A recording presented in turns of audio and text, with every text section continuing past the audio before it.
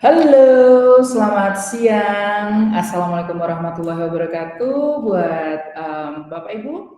Selamat datang di acara The Future of Distribution 2024 Tech Innovation bersama Simply Dots dan ICE. Have a nice day dari Bandung. Terima kasih kami sampaikan kepada Bapak Ibu yang sudah join hari ini di webinar kita, tapi lebih tepatnya sebenarnya bukan webinar ya, kita pengennya hari ini lebih ke ngobrol, diskusi, open questions ya, terkait dengan hal-hal yang berkaitan dengan distribusi. Seperti itu. Anyway, di sini salam kenal dulu. Saya Ade Sasmo ya. Saya as a Regional Sales Manager di Simply Dots yang hari ini akan berperan sebagai moderator di acara kita di Bincang Ramadan 2024 bersama Simply Dots dan ICE Bandung khususnya gitu. Bapak Ibu, harapannya di acara kali ini kita lebih banyak diskusi ya gitu, karena kebetulan hari ini salah satu guest star kita ya, the best of the bestnya ya, the best of the best advocatornya Simply Dots yang setelah menggunakan Simply Dots beberapa tahun ini kita invite atau kita undang untuk berbagi informasi baik dari strategi distribusi maupun day to day activities dijalankan dan bagaimana penerapan teknologi yang akan membantu pertumbuhan efisiensi dan hal-hal yang berkaitan dengan distribusi bisnisnya beliau. Langsung saja saya invite hari ini the one and only Pak Deden Ramadiansyah, General Manager PT Arata Jaya Mandiri. Mungkin dari Pak Deden boleh silakan diperkenalkan dirinya untuk dibuka mic dan kameranya. Pak Deden, silakan Pak Deden. Halo semua. Halo. Selamat siang Pak Deden. Salam kenal ya semua. Saya Deden Ramadaniansyah dari Bandung. Kebetulan saya user dari Simply Dots juga dan saat ini sih dipercaya untuk distributor di kawasan Bandung dan sekitarnya dari ICE. Mudah-mudahan sharing hari ini bisa menjadi satu wawasan buat teman-teman atau satu ide juga untuk teman-teman meningkatkan bisnis distribusi masing-masing. Gimana Mbak Ade, sehat? Amin. Sehat. Alhamdulillah Pak Deden, puasa Pak Deden. Alhamdulillah. Ini lumayan Pak Deden, ternyata partisipan kita hari ini kalau saya lihat ada lebih dari 63 orang ya, tentunya sudah sangat penasaran, sudah sangat menunggu, banyak yang clap hand anyway. Jadi sudah banyak yang menunggu. Ini sesinya Pak Deden, jujur saya sendiri waktu rehearsal kemarin, Bapak Ibu teman-teman yang hadir di webinar kali ini, saya benar-benar tertarik banget dengan diskusinya bareng Pak Deden walaupun masih rehearsal ya. Jadi saya nggak sabar untuk langsung memberikan panggung ini kepada Pak Deden untuk bisa sharing-sharing terkait dengan future of distribution. Tentunya 2024 ini banyak perubahan ya Pak Deden ya, banyak aspek, terus banyak challenge-nya, tapi di balik challenge tentunya kita tetap punya opportunity. Di balik setiap tantangan kita selalu punya opportunity. Nah, langsung saja Pak Deden mungkin bisa nih sharing-sharing dulu ke teman-teman di webinar kali ini atau di sesi diskusi kali ini. Kita juga buka kolom chat kalau teman-teman nanti sambil ada pertanyaan ya Bapak Ibu, teman-teman yang ada di sini, ada pertanyaan yang ingin ditanyakan kepada Deden, monggo diketik dulu aja sambil nanti kita diskusi, sambil kita open questions-nya. Langsung saja Pak Deden, kita berikan tempatnya. Silakan Pak Deden. Oke, saya share screen ya, izin ya Mbak Ade. Silakan Pak Deden. Sudah terlihat ya screen-nya? Sudah terlihat ya. Sudah. Oke, kepada para audiens, wah tentunya audiens ini adalah orang-orang yang hebat ya, karena kenapa saya bilang orang hebat Mbak Ade, ini suasana bulan suci Ramadan, jam-jam segini, jam-jam yang luar biasa ya. Tetapi Bapak Ibu semua di sini mau hadir untuk sharing dengan kami, ini merupakan sesuatu yang luar biasa bagi saya gitu ya. Jadi saya sendiri mohon maaf kalau di sini mungkin sharing ya, bukan berarti saya menggurui atau lebih pintar, tetapi sharing is caring. Kita sharing ini menunjukkan bahwa saling peduli satu sama lain gitu ya.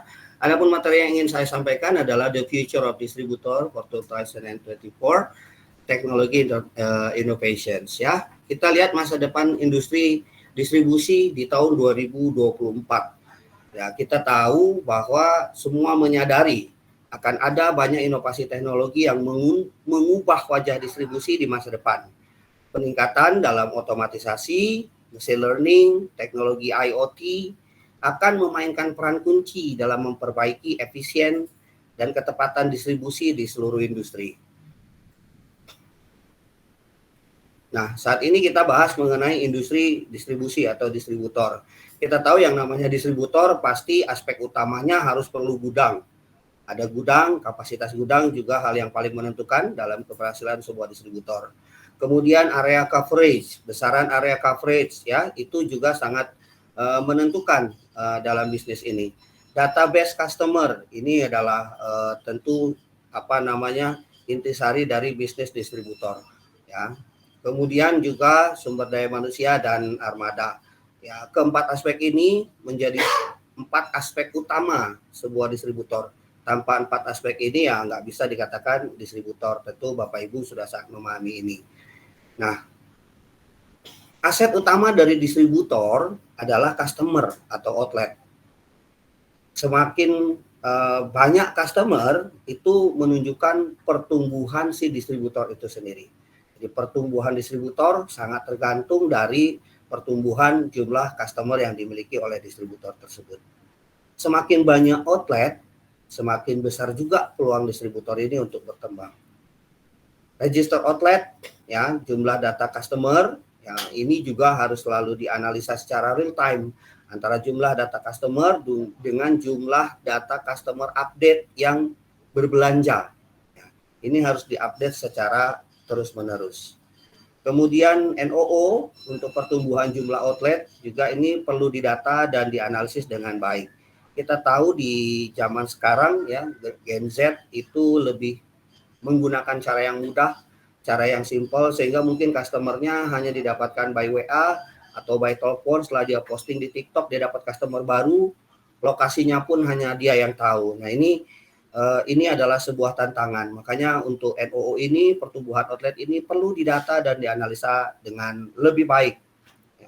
Kemudian maintenance atau service level, ini juga baik ketersediaan produk maupun kecepatan kiriman ke customer, ini juga memerlukan satu strategi khusus. Karena inilah kunci pelayanan distributor. Kecepatan dan akurasi pelayanan ini yang menjadi aspek yang paling penting dalam bisnis distribusi di tahun 2024. Akan tetapi kita tahu area distribusi yang luas dan jumlah konsumen kita yang banyak ini juga jadi tantangan tersendiri bagi distributor. Naik turunnya permintaan dari customer, ya, setiap customer beda-beda, tergantung trennya, tergantung bulan dan segala macam. Ini juga menjadi tantangan tersendiri. Kemudian kita tahu bahwa controlling kinerja tim lapangan, sales kita di lapangan, delivery kita di lapangan, controlling ini menjadi hal-hal yang yang sangat urgent untuk distributor karena memang kita tahu ya kinerja tim lapangan atau ujung tombak kita adalah wajah dari perusahaan kita, adalah ujung brand dari perusahaan kita, sehingga perlu dikontrol dengan baik. Terkadang laporan penjualan yang harus kita analisa atau yang harus kita laporkan juga ini menjadi kendala ya, tanpa adanya aplikasi, tanpa adanya apps gitu ya, kita akan mendapatkan sedikit kesulitan. Bisa sih tapi mungkin akan lama gitu ya. Ditambah lagi laporan keuangan juga jadi tantangan tersendiri di bisnis ini. Kita bahas permintaan pasar yang fluktuatif. Naik turunnya permintaan pasar ini jadi masalah tersendiri ya, terutama dalam masalah ketersediaan stok. Ya, kita paham sama-sama banyak dari teman-teman mungkin yang bergerak di bisnis distribusi ya, baik itu tiba-tiba produknya naik, penjualannya jadi bagus sementara supply dari pabriknya kurang, atau mungkin kita yakin produk ini bakal bagus nih di stok di pabrik, di gudang kita banyak, tahu-tahu penjualannya tidak bagus ya. Ini jadi satu masalah yang harus segera kita atasi ya. Ditambah lagi ketatnya juga persaingan, ya, dan juga tuntutan dari prinsipal kepada distributor. Ini menuntut kita sebagai distributor untuk berpikir serba cepat agar produk ini selalu bisa terdistribusi dan terdisplay dengan baik di semua customer. Oleh karena itu, demand dan supply ini harus dipantau dan diperhatikan secara baik, ya. Terlebih lagi kalau bisa secara real time supaya tidak terjadi out of stock.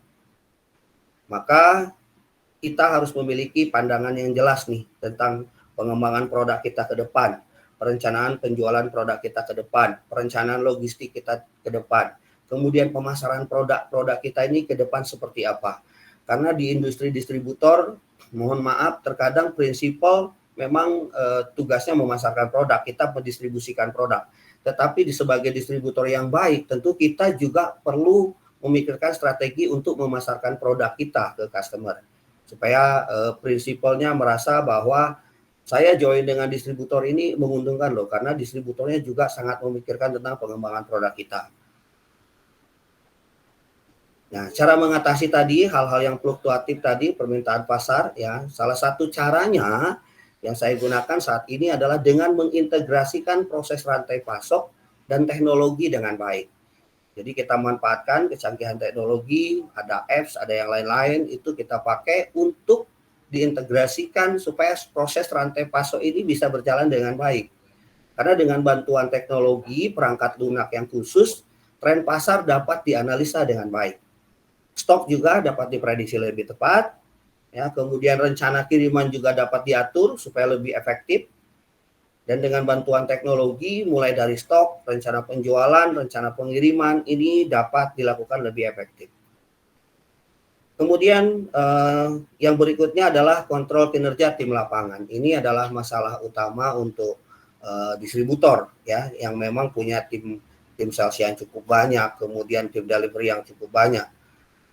Kita tahu bahwa kecanggihan teknologi saat ini membuat karyawan kita mampu mengakses informasi secara cepat di internet. Fakta yang sering saya dapatkan adalah tim lapangan kita banyak pakai aplikasi GPS. Nah, ini kadang menyulitkan kita dalam melakukan controlling kinerja tim di lapangan. Harusnya kunjungannya misalnya ke kota A, ke titik di situ, ya kita cek GPS-nya benar di situ. Ternyata menggunakan fake GPS. Nah, ini jadi momok yang cukup menyulitkan buat tim distributor, ya. Kemudian di sisi lain sendiri distributor juga untuk membangun sumber daya manusia, misalnya kayak supervisornya lah atau RSS manajernya, supaya bisa mengontrol kinerja tim dengan baik, juga ini satu hal yang cukup menyulitkan karena memang kurangnya data analisis kinerja tim lapangan. Jadi terkadang seorang GM atau business owner itu menerima alasan-alasan dari sales. Kata salesnya begini Pak di lapangan, begini Pak di lapangan, begini Pak di lapangan. Itulah yang dijadikan seolah-olah itu data analisis. Kemudian ditrainingkan kepada supervisor, kepada RSS manager, bagaimana cara menghadapi masalah-masalah yang sebetulnya padahal itu hanya sebuah alasan dari orang lapangan. Nah, itu betul-betul sesuatu hal yang berputar-putar terus di situ jadinya, ya. Sedangkan kita tahu bahwa pelayanan kita ke outlet atau ke customer ini sangat ditentukan oleh kinerja tim kita di lapangan. Nah, solusi yang selama ini saya pakai, ya, ternyata sangat membantu. Yang pertama dalam hal memanfaatkan software dan aplikasi berupa sistem yang terpadu dan efisien. Ini akan memudahkan kita untuk melakukan controlling terhadap kinerja tim di lapangan secara real time. Baik itu posisinya dia di mana, fotonya, kemudian dia kunjungan ke berapa, ke toko berapa, ya. Kemudian setelah ini dia akan kemana, gitu. Ini karena sistemnya yang sudah terpadu, akhirnya mampu meningkatkan controlling kita terhadap kinerja tim kita di lapangan. Pemanfaatan software dan aplikasi juga bisa sebagai pengganti sumber daya manusia, sehingga dapat membantu tim distributor untuk menekan biaya operasional. Ya, ini contoh misalnya kita tahu salah satu controlling sales yang agak unik adalah sales itu kalau order suka semau-maunya sendiri, ya. Ordernya barang kosong pun diorderin, ya, salah nama toko, salah sedikit lah, dia punya panggilannya toko apa, Teh Neng, ternyata Teh Neng itu ada banyak.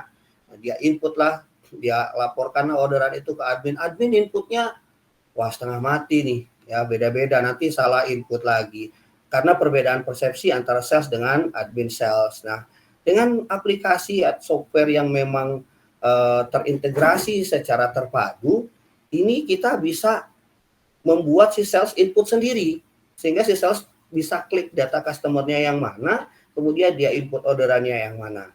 Nah, admin kita, admin sales yang tadinya di kantor itu banyak, karena memang harus input, jadi harus banyak ya. Kalau memang sudah tidak input, dia hanya untuk verifikasi aja, ngecek oke orderannya sudah sesuai, stoknya aman, promonya sudah masuk, verified.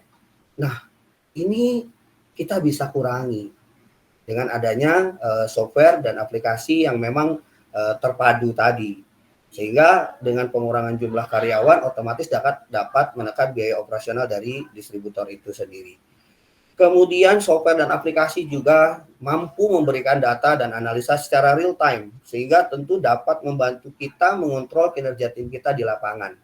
Ya, apakah saat ini dia sudah kunjungan ke berapa, penjualannya sudah berapa, produk apa aja yang sudah dijual, ada nggak produk fokus yang belum dijual. Nah, software dan aplikasi saat ini cukup canggih ya, cukup membantu kita sebagai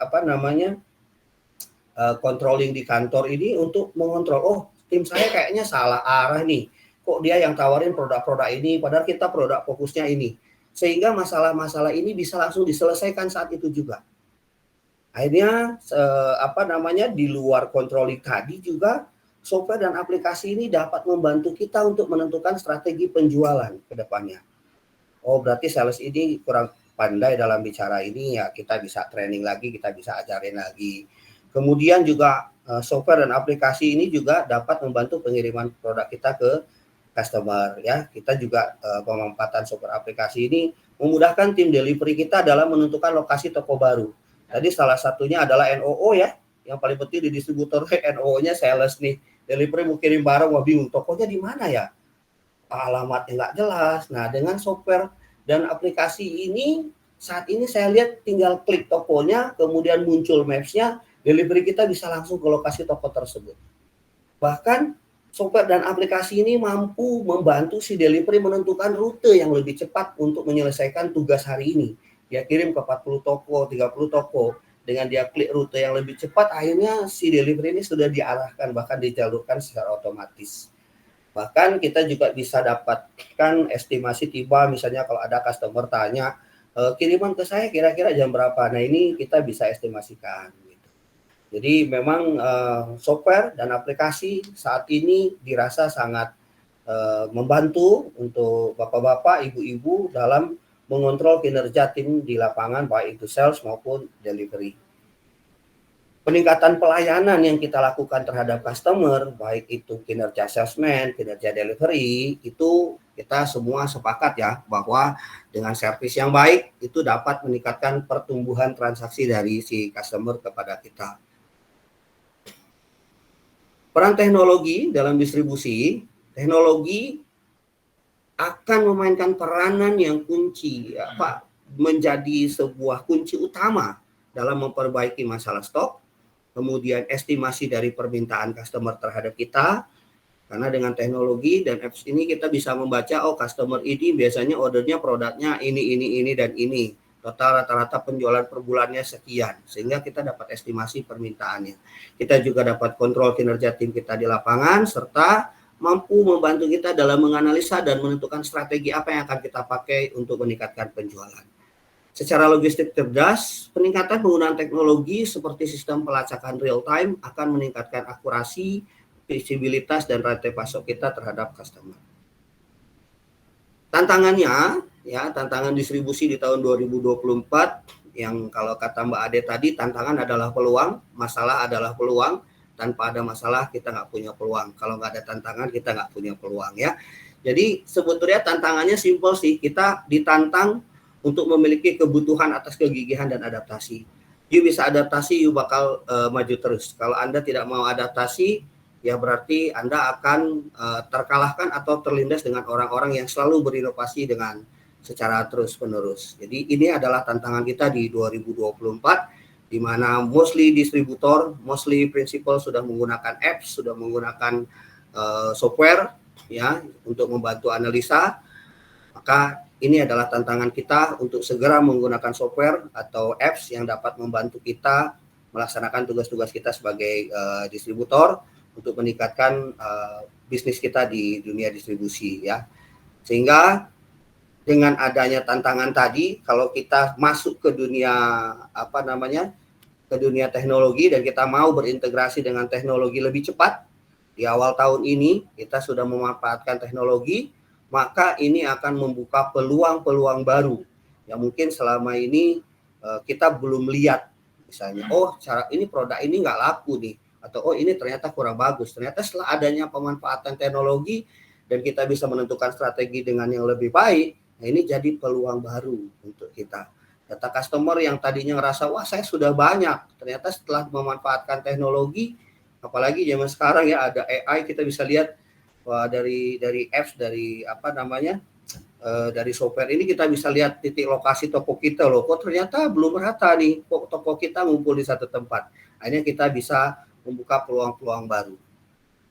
Itu aja mungkin ya dari saya.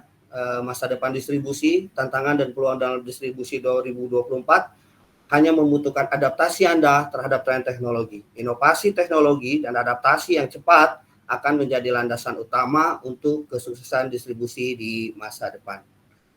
Thank you, itu aja dari saya. Mudah-mudahan sharing dari saya bermanfaat, menjadi satu pandangan baru buat semua teman-teman yang hadir di sini. Luar biasa Pak Deden, terima kasih banyak, sudah banyak yang clap hand ya. Ini menarik banget Pak Deden, beberapa menit Pak Deden menyampaikan informasi tadi. Selain tentang teknologi, Pak Deden juga tadi sampaikan juga terhadap fundamental dari sebuah bisnis distribusi sendiri ya Pak ya. Challenge-nya, opportunity-nya, dan segala macam. Sepertinya beberapa peserta kita sudah mulai raise hand, tapi mungkin di sesi kali ini kita tahan dulu, sabar, tenang, karena waktu kita masih panjang. Jadi sebelum penasaran ya, mungkin Bapak Ibu di sini ada yang sudah familiar dengan Simplidot, ada yang mungkin belum familiar sama Simplidot. Izinkan saya untuk memperkenalkan Simplidot sedikit, quick aja, sebentar aja, agar nanti diskusi kita jadi bisa lebih relevan. Kalau gitu untuk di sesi kali ini saya boleh minta tolong tim saya, operator kita, untuk bantu slide share. Boleh dibantu dari tim Simplidot untuk dibantu slide share?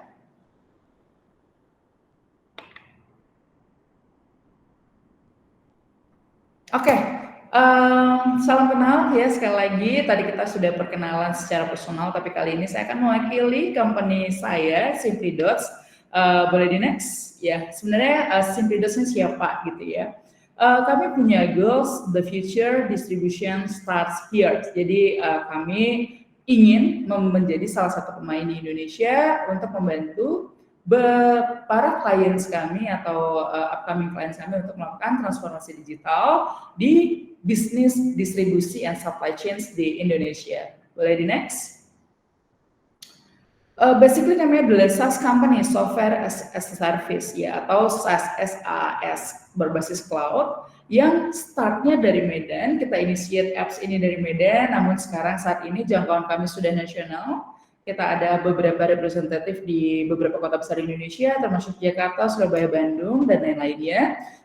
Saat ini kami punya goals, kami punya gambaran bahwasannya aplikasi ini idealnya applicable, gampang diaplikasikan, scalable, bisa dalam size kecil, menengah maupun enterprise, kemudian ada affordable, ya, need payoff-nya sesuai dengan apa yang Anda akan dapatkan, kemudian integrable, kami juga punya teknologi yang bisa mengintegrasikan, tadi Pak Deden juga sampaikan ya, ada integrasi antara offline dan online. Nah kalau gini kita juga bisa integrasi antara online dan online, offline dan online, online dan offline seperti itu. Jadi integrable, dan kita juga consolidated. Jadi kami juga bisa mengkonsol data-data secara multi branch ataupun mengkonsolidasi data-data secara multi partners. Kurang lebih seperti itu. Boleh dibantu next?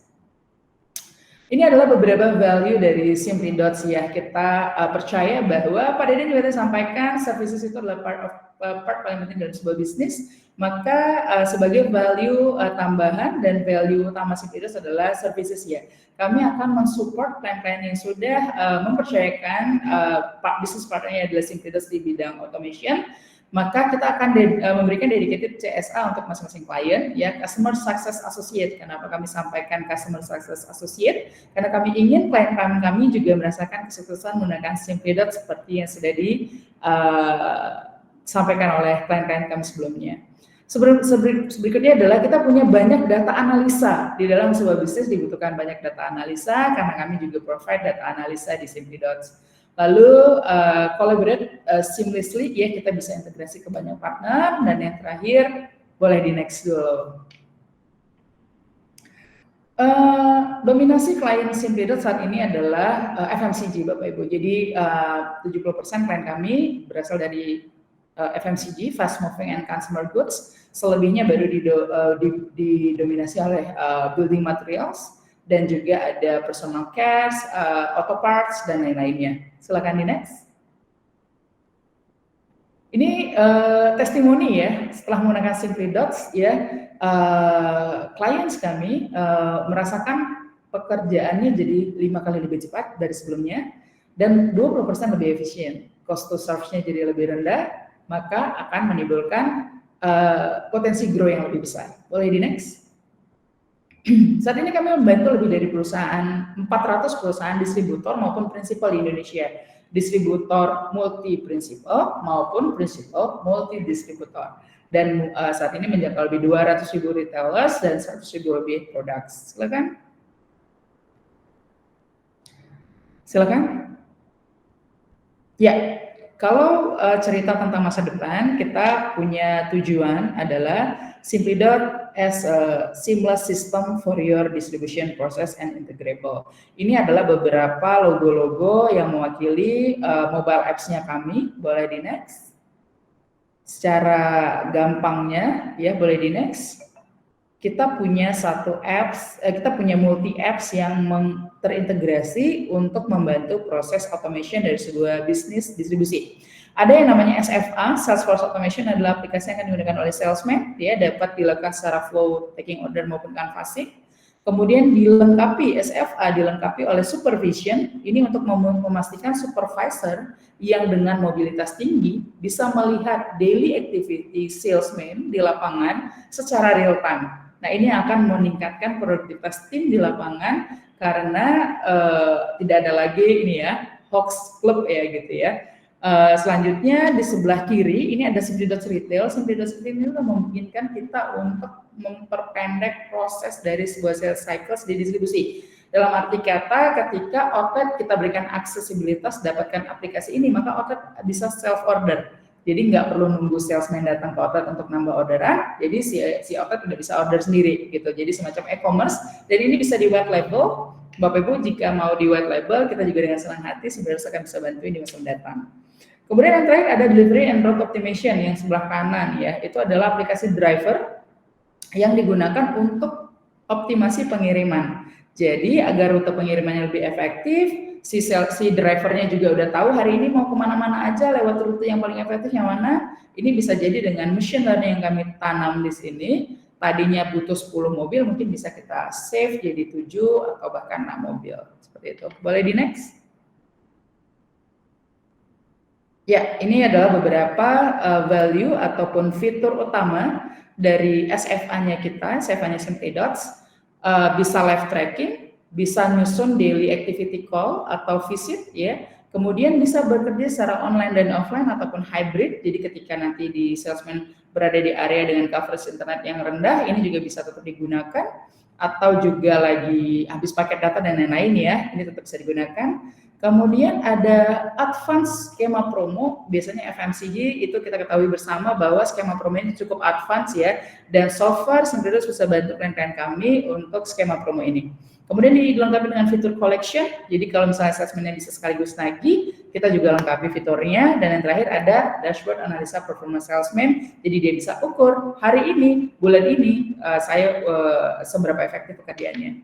Boleh di next?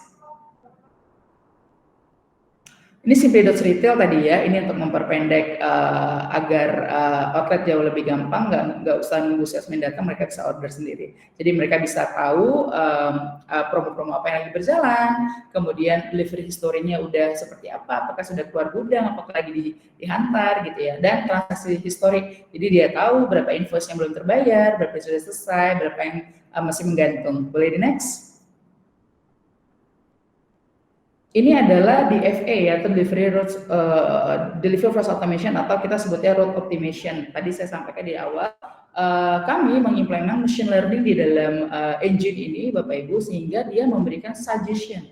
Kalau orang-orang kan kenalnya AI, tapi ini belum sampai ke AI, kita sebutnya machine learning, perhitungan kalkulasi matematika, yang akhirnya berdasarkan beberapa constraint membentuk sebuah suggestion atau saran, ini rute terbaiknya, mobil yang Anda butuhkan sekian dengan komposisi outlet sekian dengan muatan sekian, jadi ada beberapa constraint yang dihitungkan secara kalkulasi matematika sehingga memberikan pelayanan atau SLA distribusi ke outlet itu jadi lebih efektif dan bisa lebih efisien. Tentunya di sini dilengkapi beberapa fitur tambahan, aplikasi untuk driver dan juga ada apps untuk si logistik manajernya, dan dilengkapi dengan PUD, Proof of Delivery, sehingga kita bisa pastikan pengiriman ini tepat sesuai dengan estimated time arrival yang sudah disusun sebelumnya. Silakan. Supervision. Nah, ini kalau saya paling suka ya, kalau untuk monitoring tim sales kita agar productivity mereka meningkat. Kadang-kadang kita butuh controlling ya, atau kalau menurut Pak Dede ini bukan kadang-kadang ya, setiap hari harus dikontrol gitu. Apabila perlu nanti dibuat competition dan lain-lain. Nah, ini sangat memungkinkan untuk nanti kita bahas lebih lanjut penerapannya seperti apa kalau di perusahaannya Pak Dede. Silakan, boleh dilanjut. Ini adalah apps kami yang paling baru ya. Salah satunya adalah data portal, data konsolidata, kita sebutnya Smart Portal, Simply.Dots Smart Portal. Ketika kita ngobrol as a principal, ya kita manage multi distributor, tentunya akan ada challenge untuk mengumpulkan data harian transaksi kita atau sell out. Nah, biasanya principal ini butuh waktu yang cukup lama untuk mengkonsolidasi ini, bisa 28 hari atau bisa lebih dari itu, gitu. Nah, dengan menggunakan Simply.Dots Portal, kita akan bantu mengkonsolidasi data itu H+1, sehingga ketika ada kendala di distributor atau di partner, bisa langsung di-solve. Jadi nggak mesti nunggu dalam cycle 1 bulan, ada kendala bisa di-solve. Atau memang merasa ada peluang juga bisa dibantu, di-support seperti itu. Itu ketika penerapannya di prinsipal. Namun kita juga bisa melakukan penerapan ini di distributor multi-branch. Jadi data-data cabang kita bisa pantau daily basis sehingga kita tahu mana yang akan jadi potensial growth dan mana yang jadi potensial loss dan bisa di-solve as soon as possible. Jadi Smart Portal ini jujur ini adalah produk kebanggaan saya as a personal, karena ini akan sangat membantu pengusaha untuk bisa bukan cuma memantau tapi mengukur dan menganalisa dan menyusun strategi bisnisnya, even itu monthly ataupun semester, quarterly dan lain-lain seperti itu. Boleh di next? Ya, ini secara infrastruktur mungkin kita bisa sampaikan bahwa dengan menggunakan portal tadi, data tarikannya bisa lewat SFA kita lalu di konsol, ataupun tanpa SFA-nya Simply.Dots dengan melakukan integrasi ke another partner. Boleh di next? Ini juga sama ya, tidak menggunakan SFA apapun back office-nya Simply.Dots saja juga datanya tetap bisa kita konsol lalu kita filter data-data yang butuh kita tarik. Boleh di next? Apa pengguna Simply.Dots? Silahkan. Ini tentunya akan ada, silahkan Pak Deden. Nanti secara testimoni detailsnya akan disampaikan oleh beliau, tapi ini kita capture beberapa bulan yang lalu ya, bahwa dengan menggunakan Simply.Dots pekerjaannya jadi 2-4 kali lebih cepat, ya mengurangi lemburan ya, nanti kita bisa tanyakan sama Pak Deden. Kemudian pekerjaan jadi 16% lebih efektif. Namun kalau saya lihat tadi di video di awal waktu di looping, malah growth-nya 16% saat itu. Nanti kita lihat apakah terjadi penambahan growth setelah bertahun-tahun menggunakan Simply.Dots. Silakan. Nah, ini juga berikutnya adalah testimoni dari pengguna kami. PT Surya Donasin ini kebetulan manage 60 prinsipal 4.000 workforce di sales gitu. Jadi beliau menyampaikan menggunakan Simply.Dots itu pekerjaannya 25% lebih efisien, 3 kali lebih cepat. Boleh next? Beberapa klien yang sudah kami bantu, baik secara prinsipal maupun distributor, Bapak Ibu bisa lihat di sini tentunya ini yang sudah kita permission, boleh di-mention ya, tapi kalau yang lainnya sifatnya kredensial, kita belum bisa mention di sini. Boleh di next? Ini beberapa proyek kami secara nasional, di mana penerapan sistem Simply Dots yang scalable tadi bisa digunakan untuk distributor sendiri ataupun bisa digunakan prinsipal untuk membantu support distributor secara nasional. Boleh di next?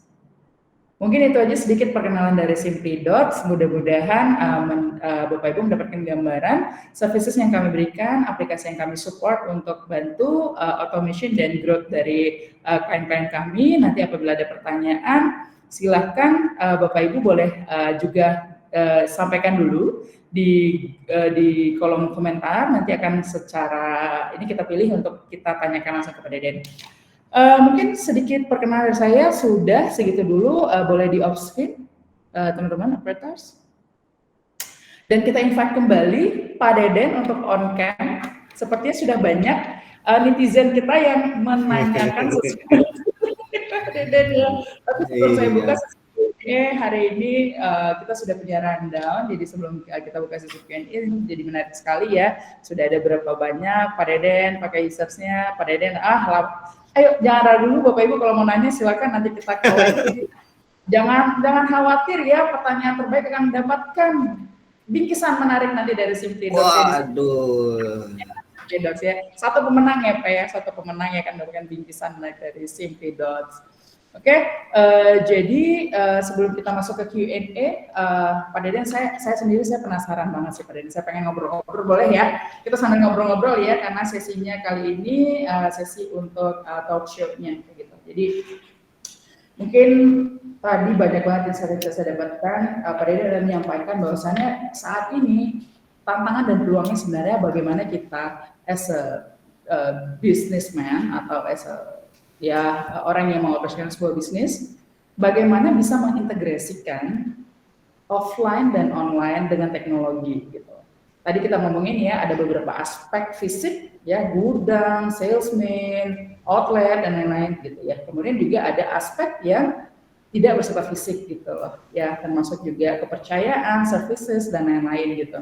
Pak Deden boleh cerita dong bagaimana sih caranya mengintegrasikan dua hal yang berbeda ini antara offline, fisik ya, karena kebanyakan beberapa kali kita ketemu orang di luar sana ya, ngerasa punya gudang, punya mobil, ya saya distribusi gitu. Saya distribusi as usual distribution, tapi tentunya seperti yang Pak Deden sampaikan tadi, bagaimana nih saya bisa meningkatkan distribusi saya jadi lebih baik dengan mengintegrasikan si dunia offline atau physical assetnya ke dunia online dan dia bisa terintegrasi. Boleh cerita sedikit ya Pak Deden ya? Kan. Oke, bagaimana sih mengintegrasikan online dengan offline ya? Saya sih lebih senang kalau kita bicaranya Anda pebisnis atau Anda karyawan, gitu. Saya berharap bahwa semua teman-teman di sini hadir di sini berarti orang-orang yang memang mindsetnya luar biasa, mau membuka diri, belajar. Nah, kalau Anda merasa seorang karyawan sebagai GM, SM atau apapun, tapi Anda merasa seorang karyawan, you will do nothing to improve yourself. You will do nothing to improve your company. Gitu. Tapi kalau Anda merasa Anda business owner, bisnis ini punya saya. Oh, saya sebagai SM nih, sales manager, berarti divisi sales ini adalah bisnis saya. Saya akan berpikir bagaimana supaya tim saya berkembang, supaya penjualan saya naik terus. Sebelum dituntut oleh prinsipal, sebelum dituntut oleh business owner, si seorang SM ini sudah berpikir, gimana ya cara saya naikin sales? Gimana ya saya cara naikin penjualan? Nah, pada saat dia sudah membutuhkan sesuatu untuk meningkatkan penjualan, disinilah apps atau software ini akan bermanfaat sangat baik. Jadi, oke, saya butuh data analisis by customer dong. Di data analisis by customer tadi ada gudang, ada mobil. Oh, berarti saya kapasitas gudang harus sebesar apa nih? Saya punya data customer sebanyak ini, saya pengen kejar omset sekian. Berarti per hari saya harus kirim sekian. Nah, berarti misalnya saya kirim per hari 7.000 karton. Nah, kita tahu bahwa suplai dari pabrik juga ada barang kosong atau apa dan segala macam, berarti kita menentukan kapasitas gudang tadi berdasarkan data analisis gitu. Nah, ini yang saya maksudkan, software secanggih apapun, kemudian apps secanggih apapun, kalau memang usernya tidak membutuhkan, it can be useless gitu. Tetapi kalau memang orang yang membutuhkan untuk berkembang, orang yang membutuhkan pengembangan baik secara bisnis maupun secara personal, maka dia akan mencari sebuah apps atau software yang dapat memenuhi kebutuhan dia untuk berkembang.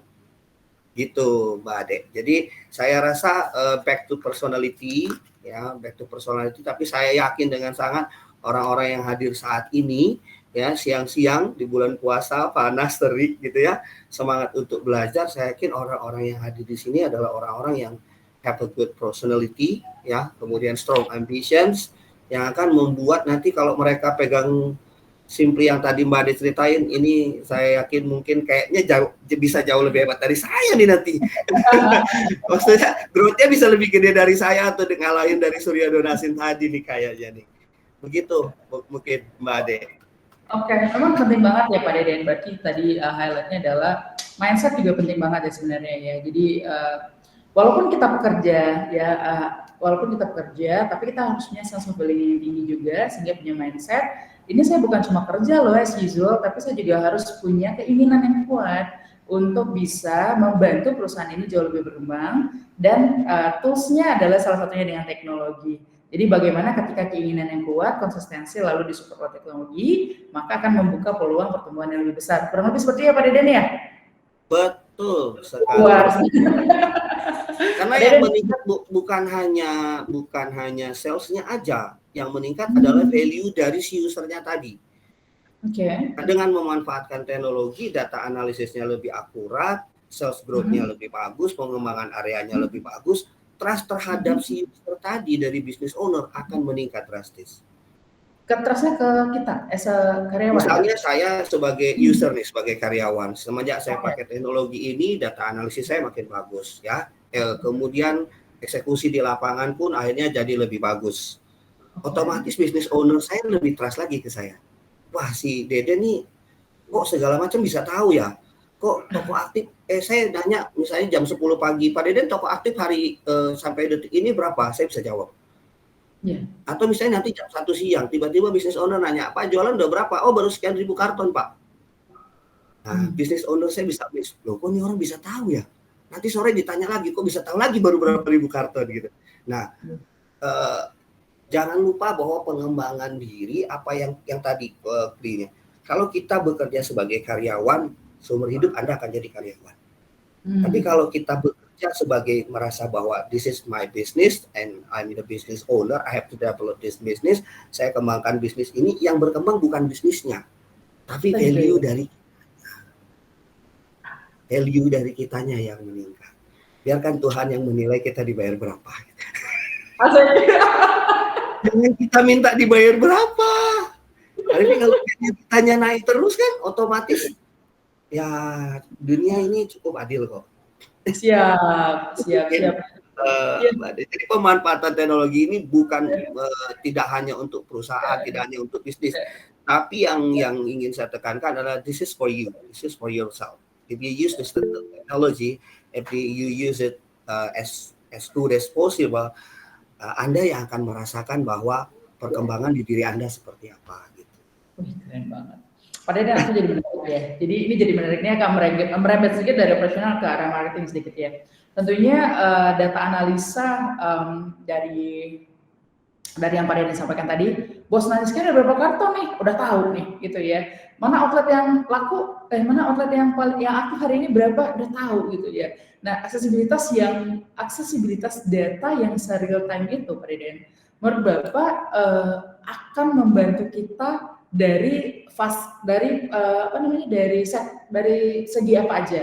kalau tadi Pak Dede sampaikan, kita as user juga dapat value loh. Kita pakai apps ini kita jadi kelihatan lebih pintar loh, kelihatan jadi lebih capable loh gitu. Ya kan, kita juga lebih confidence gitu. Kalau sebagai users ya, tapi kalau boleh dari POV yang berbeda, ketika kita memiliki aksesibilitas data real time yang sangat kompleks dan complicated ini on hand gitu ya. Menurut Pak Dede, ini opportunity apa nih yang bisa kita kejar dari aksesibilitas data ini berdasarkan pengalaman Pak Dede sebelumnya nih Pak? Oke, balik lagi tergantung kebutuhan yang akan dikembangkan. Misalnya, aduh saya pengen naikin penjualan produk tertentu, gitu ya. Misalnya ada produk fokus. Pada saat produk fokus ini dipantau secara real time, saya punya misalnya saat ini 112 salesman. Dari 112 salesman jam 12 siang kok yang jualan baru 20, panas kepala kita langsung kan, nggak diem aja. Kita teleponin tuh supervisor meeting langsung dadakan. Nah, the real time action seperti itu yang akan memutus mata rantai. Mohon maaf, saya juga punya pengalaman zaman dulu mungkin tahun 2008, 2010, 2011, 2012 gitu ya. Kita meeting evaluasi itu kapan? Udah selesai jualan, Mbak, udah closing. Ya akhir bulan target ya kecape deh. Baru kita evaluasi.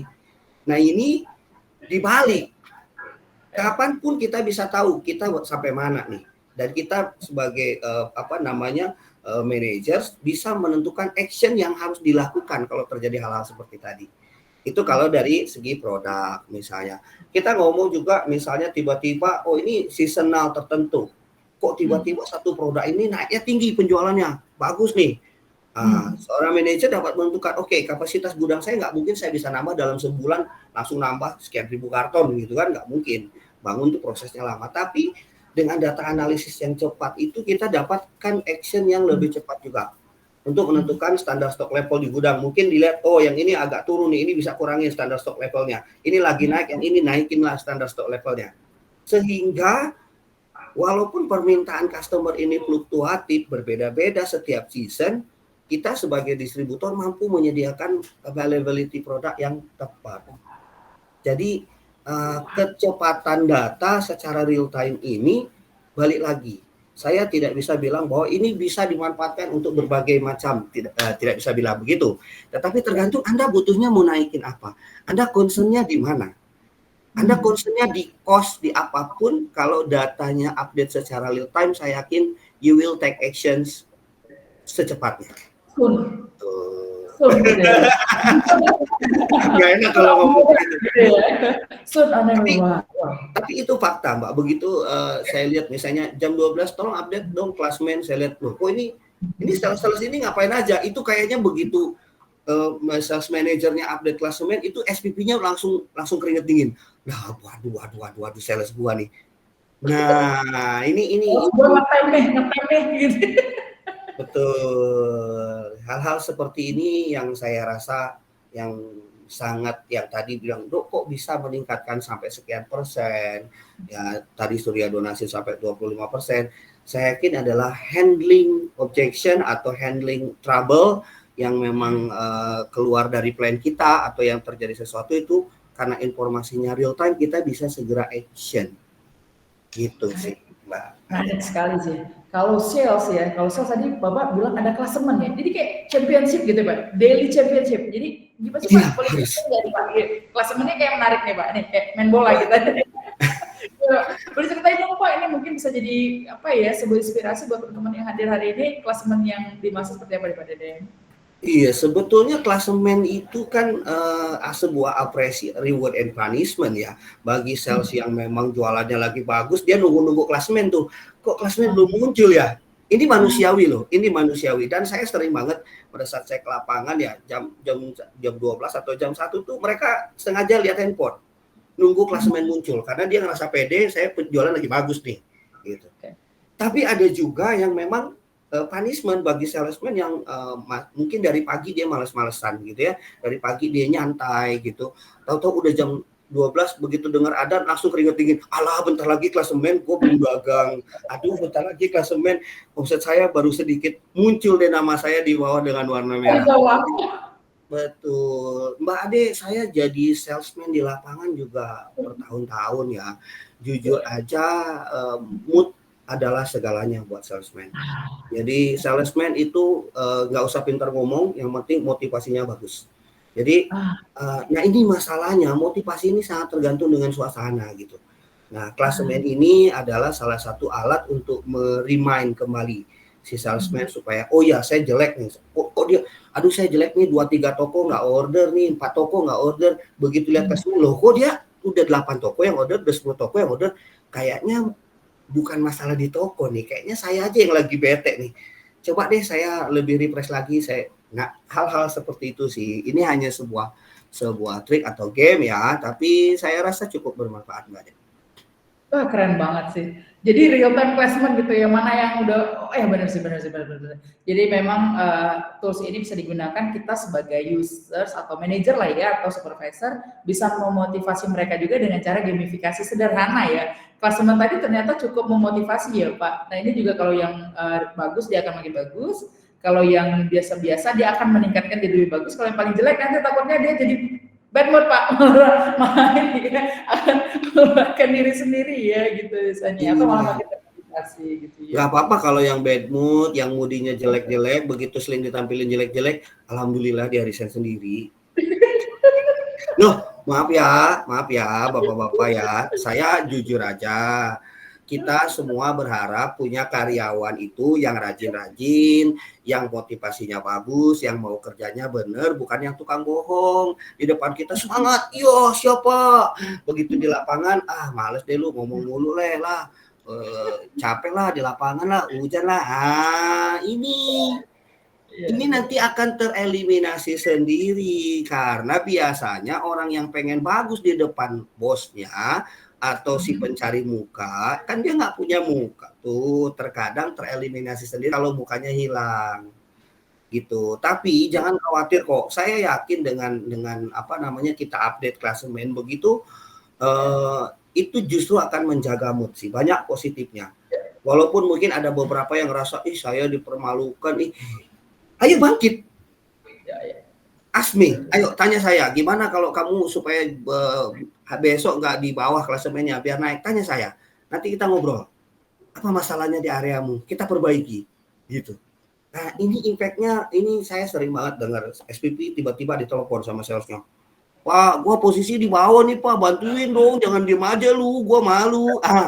Loh, itu berarti memang si sales ini mungkin motivasinya sudah bagus, tapi skillnya yang kurang.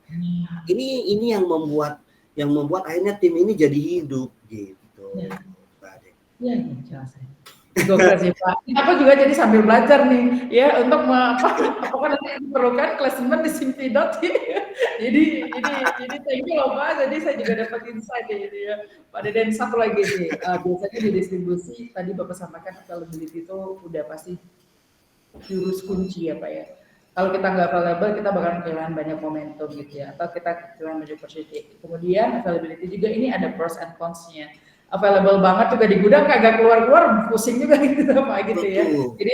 Jadi availability pasti banyak kaitannya juga terkait dengan SLA kita ke prinsipal. Tadi saya highlight banget sih benar action standard stock level ya. Ini juga bisa dikontrol lewat apps-nya kita. Boleh ceritain satu case details yang clear di tempatnya Bapak nih antara ketika sesional ataupun lagi off peak itu gimana cara manage si flow stoknya nih Pak dengan support dari apps-nya kita Pak. Kira-kira seperti apa yang pernah terjadi Pak? Oke, ini sih pengalaman pribadi ya.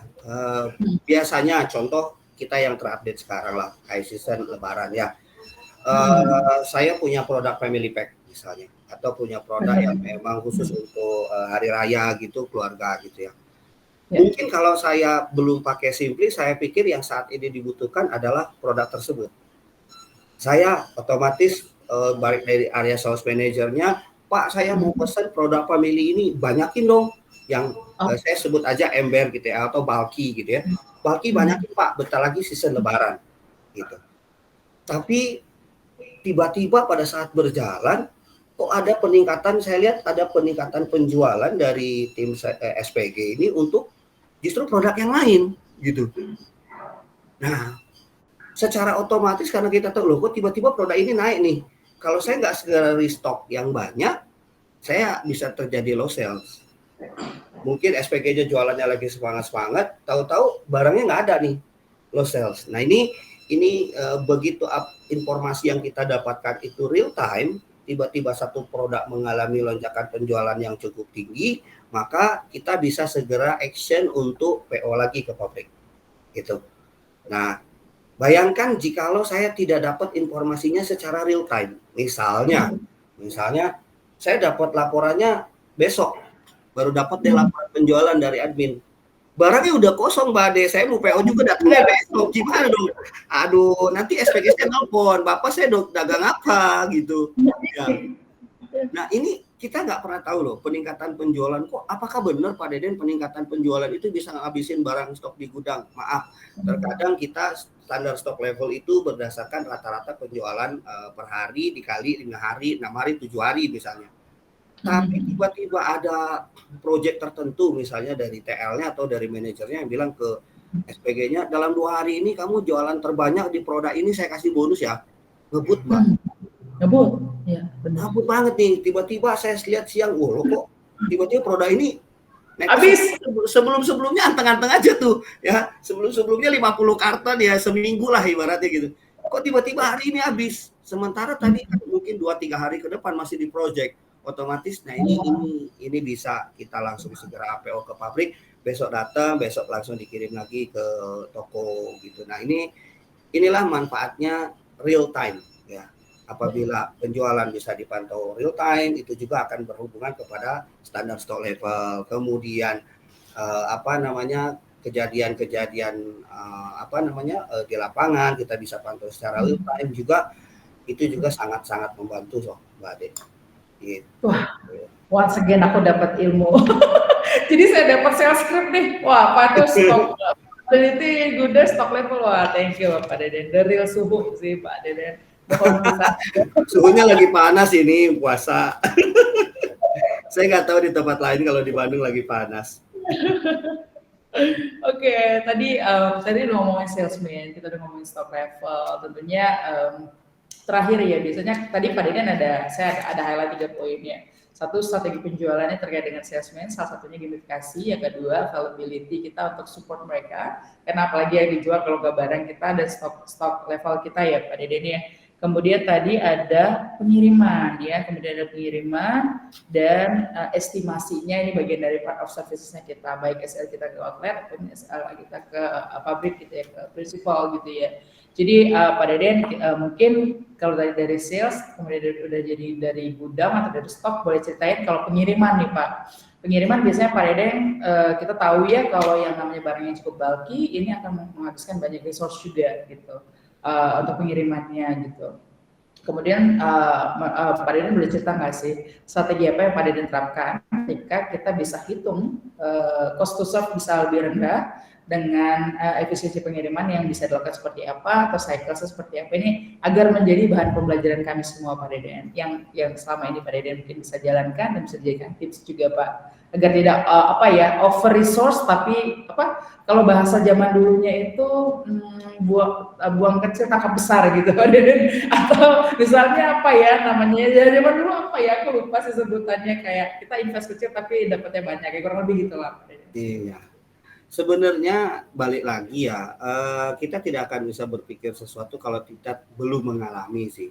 Aku sering banget ikut delivery di lapangan ya, banyak teman-teman juga pasti sebelum jadi manajer pasti sering ke lapangan, bahkan sudah jadi manajer pun mungkin sesekali untuk menganalisis lapangan itu pasti ikut sama delivery.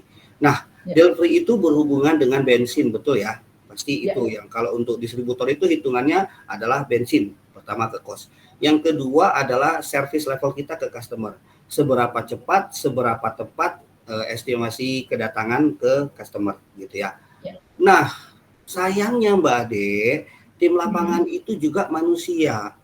Gitu. Tiba-tiba nih lagi jalan, lagi ngirim ya.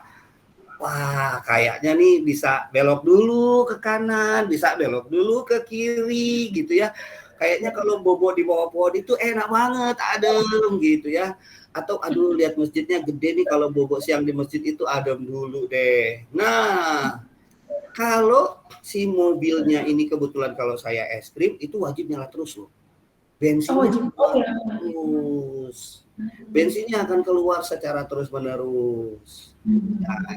Nah, dengan delivery route automation, otomatis jalur delivery saya sudah terjalurkan secara otomatis. Ke toko ke-1, ke-2, ke-3, ke-4, ke-5 dia sudah tahu.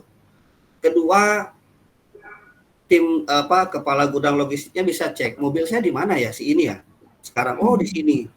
Lagi bobok nih, di bawah pohon nih. Telepon bangun itu nungguin tuh si Teteh tuh, nungguin barang gitu.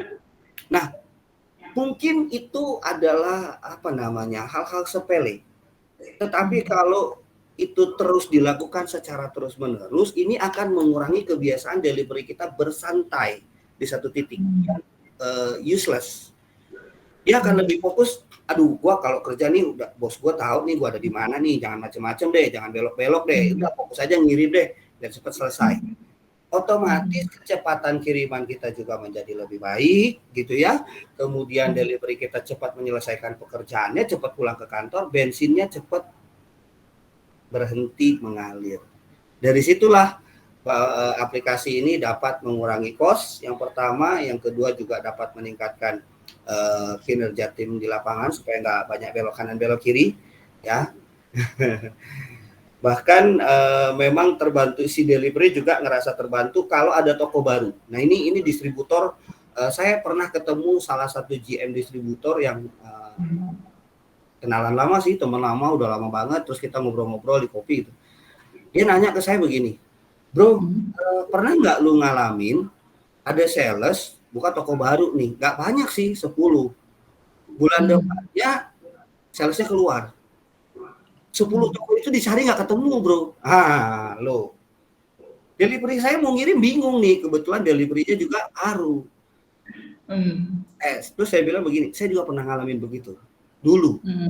Tapi setelah saya memanfaatkan apps, titik toko itu sudah terdata di apps. Pada saat siapapun delivery-nya, dia tinggal klik tokonya. Secara otomatis map akan mengarahkan si delivery ke toko baru tersebut.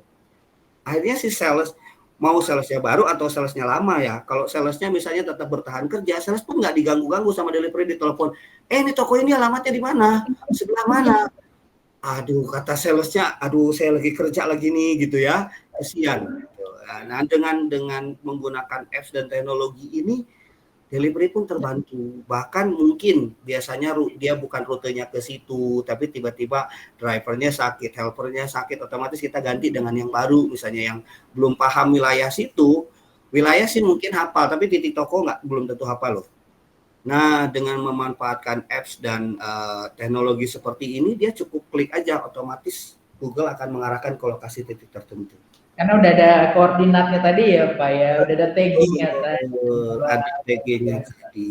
Luar biasa. Jadi udah. Nanti Pak De nanya lagi, Pak gimana kalau taggingnya bohongan, taggingnya palsu?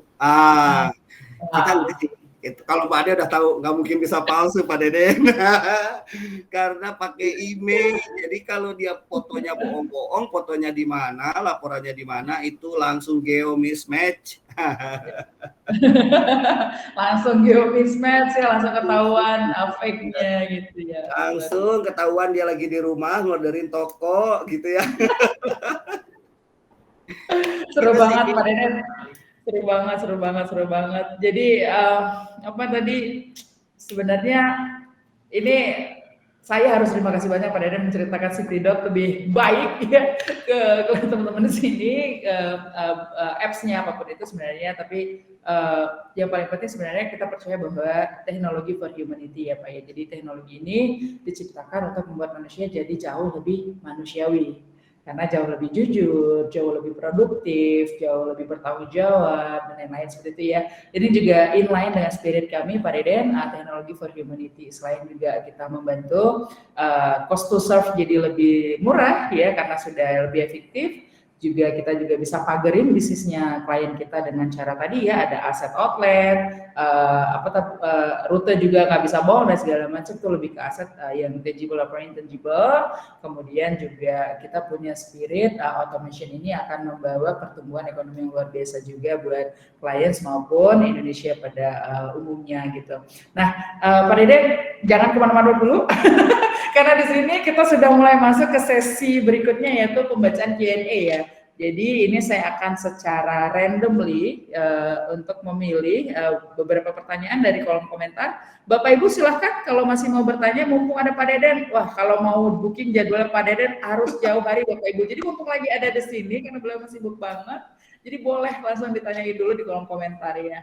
Di sini ada pertanyaan Pak Deden dari Pak Otniel Sutandi.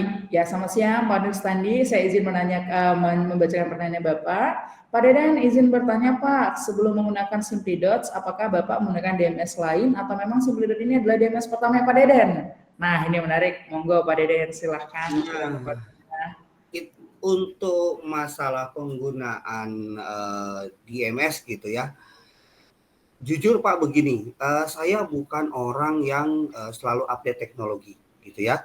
Sebelumnya saya memakai aplikasi-aplikasi yang memang berhubungan dengan dunia distributor. Biasanya untuk controlling sales doang sendiri.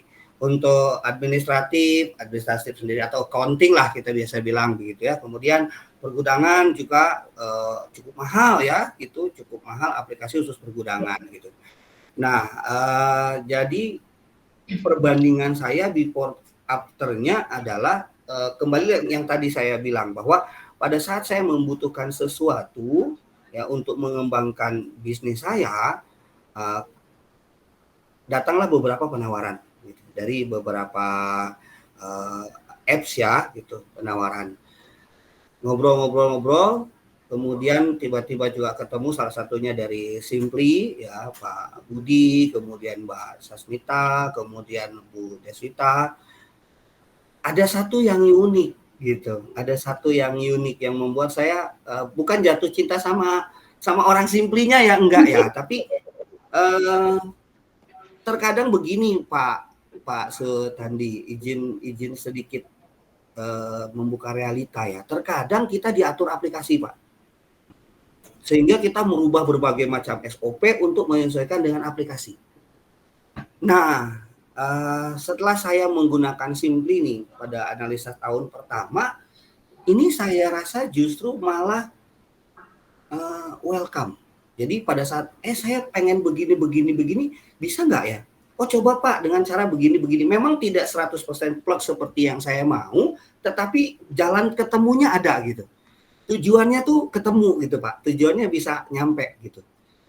Nah ini yang membuat akhirnya saya rasa oke, saya kayaknya cukup terbantu dengan Simply ya. Biasanya saya cuman kalau ada masalah di chat doang gitu, ini saya bisa komunikasi by phone supaya lebih jelas gitu ya. Kemudian kadang saya ganggu nih gimana nih, ada masalah begini, mereka juga pas respon. Itu sih Pak. Jadi balik lagi what I need, mereka bisa serve kita, dan saya juga banyak belajar karena saya cuma pinter bicara, saya membutuhkan orang-orang yang pinter di dalam IT. Akhirnya saya ketemu orang-orang yang bisa memberikan saran-saran yang bisa masuk ke mindset saya. Gitu Pak Sutandi ya. Jadi saya nggak bisa nyebut ya Pak, sebelumnya saya pakai apa.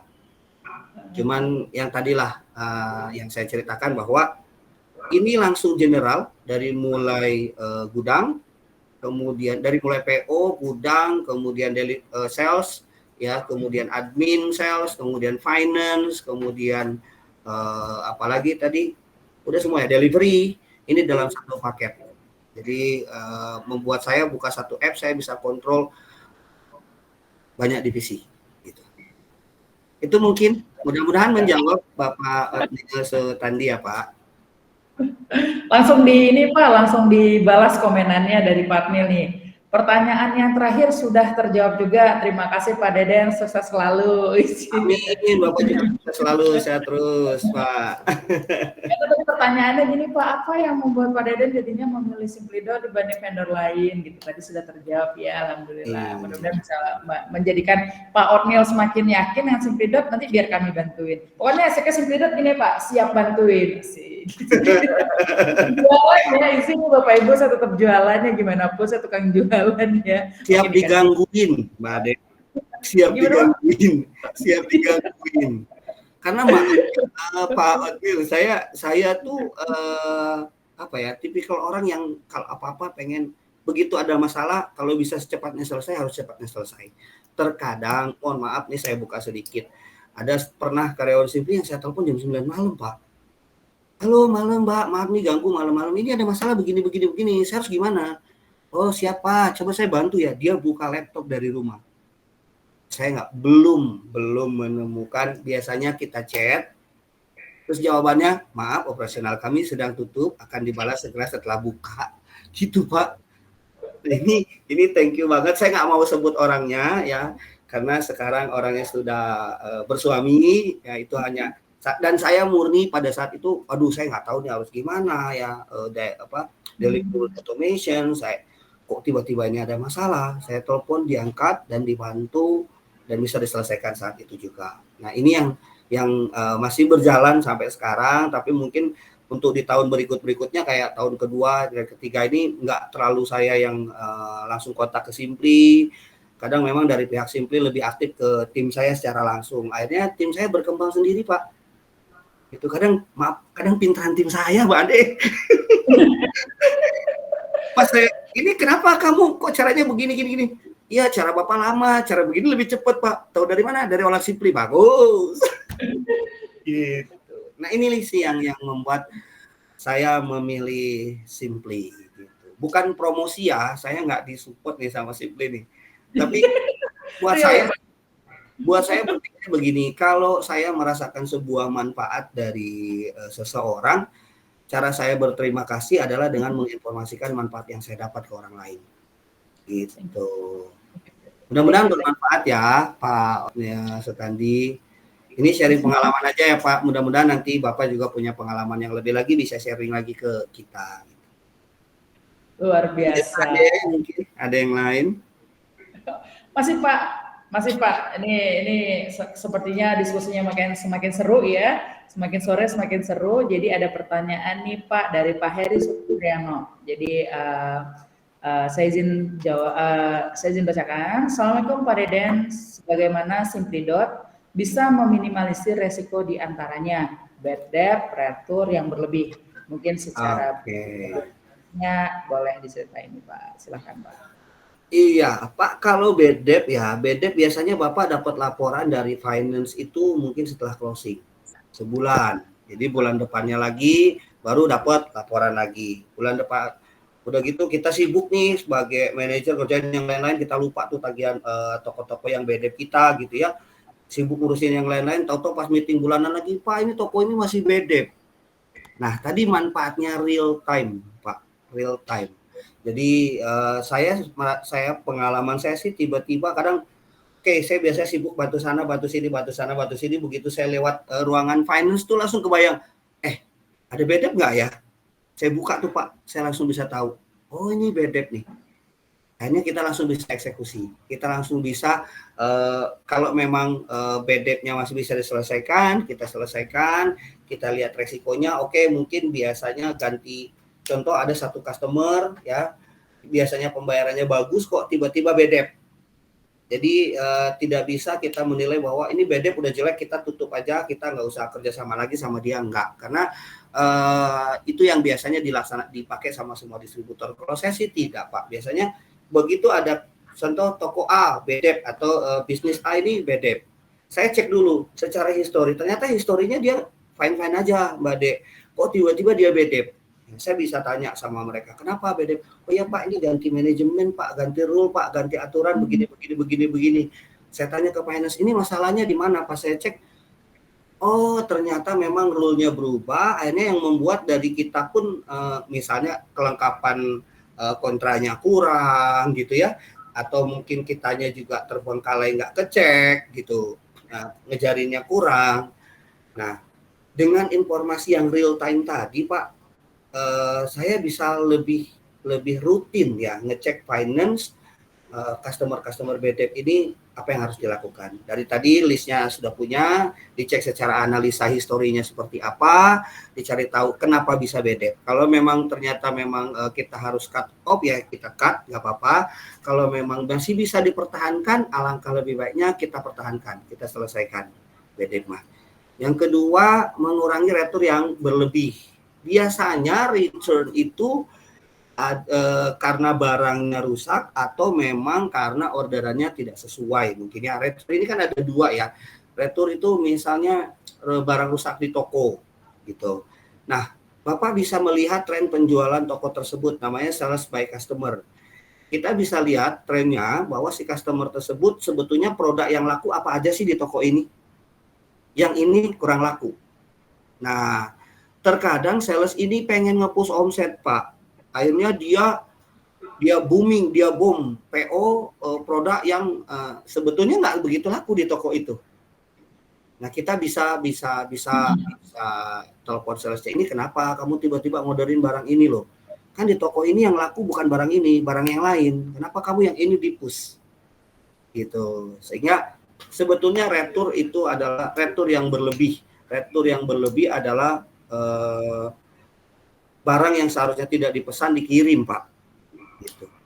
Nah, yang kedua, retur yang dimaksud Pak Heri bisa jadi juga misalnya delivery sudah bawa barang untuk dikirim ke 20 toko misalnya atau 30 toko. Ternyata yang terkirim hanya 25 toko, otomatis 5 toko ini balik ke kantor. Mungkin itu juga yang disebut retur. Beberapa distributor mengatakan itu retur. Yang tadi Pak, alasannya delivery tidak kirim ke toko itu biasanya kemalaman, macet, tokonya tutup, ya karena kemalaman kirimannya gitu.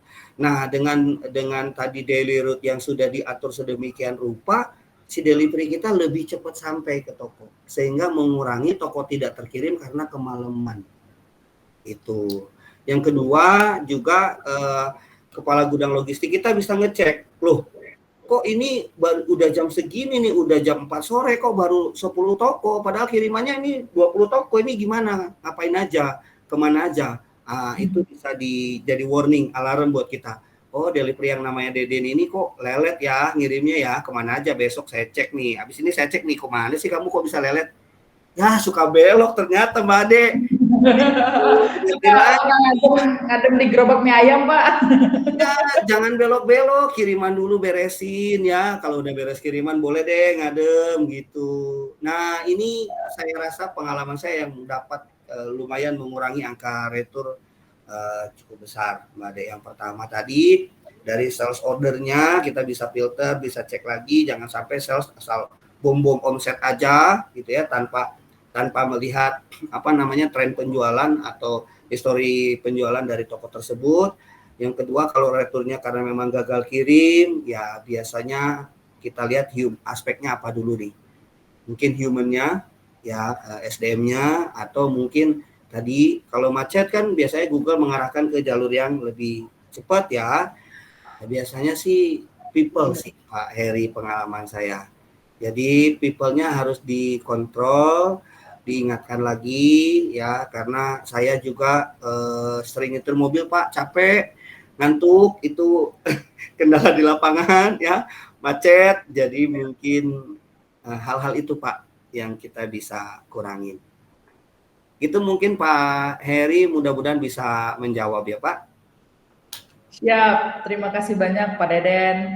Mungkin ini the last questions ya, yang mungkin saya akan bacakan di sore kita hari ini. Ya, ini agak teknikal sedikit, gak apa-apa ya Pak Deden ya. Ini soalnya mau nanyain terkait dengan base case dari Ibu Sariada Pane. Ya. Selamat siang Pak Deden, mohon izin Pak, bagaimana cara tim ISO Bandung meminimalisir untuk terjadinya selisih stok di sistem Simpidot? Ini kayaknya pengguna kita juga nih Pak, tapi pengen tanya base case. Bagaimana terjadinya selisih stok di sistem dengan fisik yang ada di gudang? Jika mau melakukan stok off-name, data mana yang harus diambil dari sistem berikut? Apakah dia data stock list, apakah dia data stock movement, ataupun kartu gudang? Apakah Pak Deden punya case-nya, Pak? Oke, untuk kita mau stok off-name ya, saya mau harus ditanya dulu Mbak Ade, ini generate-nya after closing sales atau sales order langsung di-generate? Ini ada dua. Misalnya sebetulnya stock off-name itu baiknya sih dari stock list kita ambil. Jadi itu real sisa stok kita saat ini real time. Nah, itu yang kita bisa cek di gudang gitu ya. Tetapi yang ditakutkan adalah ternyata sistem generate-nya ada orderan masuk langsung di generate, itu tiap menit berubah dong stoknya kan, pusing juga nanti gitu. Nah mungkin kalau yang memang generate-nya langsung bisa dari stock movement, nanti dari stock movement kita akan tahu gitu.